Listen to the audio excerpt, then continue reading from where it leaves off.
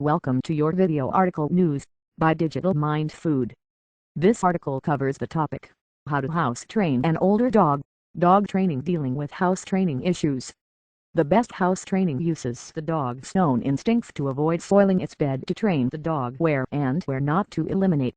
That is the basis behind crate training, in which the dog is confined to its crate in the absence of the owner, and den training, in which the dog is confined to a small area of the home. In essence, the crate, or the room, becomes the dog's den.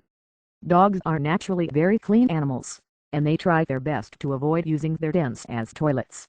This type of training usually works very well, both for puppies and for older dogs. Problems with this type of toilet training are usually the result of not understanding the signals the dog is sending, not being consistent with feeding times, or trying to rush the process. While the house training process can be sped up somewhat by consistently praising the dog and rewarding it for toileting in a proper place, some dogs cannot be rushed through this important process. It is always best to house train the dog properly the first time, then to go back and retrain the problem dog. If the dog continues to soil the den area after house training, the most likely reason is that the owner has left the dog in the den for too long. Another reason may be that the den area is too large. In this case, the best strategy is to make the den area smaller or to take the dog to the toilet area more frequently. If the dog soils the bed that has been provided in the den area, it is most likely because the owner has left the dog there for too long, and the dog had an understandable accident. Or it could be that the dog has not yet adopted this area as the bed. In addition, urinary tract infections and other medical conditions can also cause dogs to soil their beds. It is important to have the dog thoroughly checked out by a veterinarian to rule out any medical problems. One other reason for house training accidents that many people overlook is boredom. Dogs who are bored often drink large amounts of water and therefore must urinate more frequently than you might think.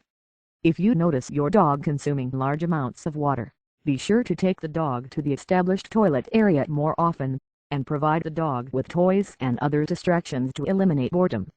Boredom is the root cause of many dog behavior problems, not only house training issues. Chewing and other destructive behaviors are also often caused by boredom and separation anxiety. Other problems with house training can occur when the dog's den is not properly introduced.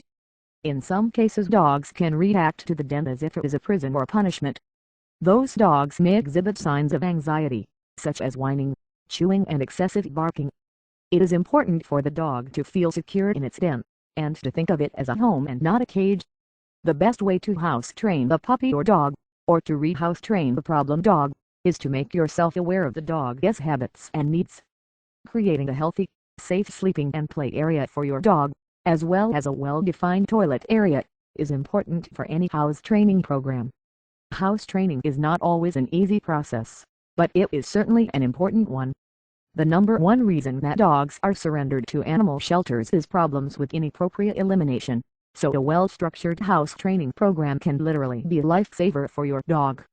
If you are looking for more in-depth information on this topic, I strongly suggest that you visit the website address listed on the bottom of this screen, or click the link in the description box, to the right or below this video article.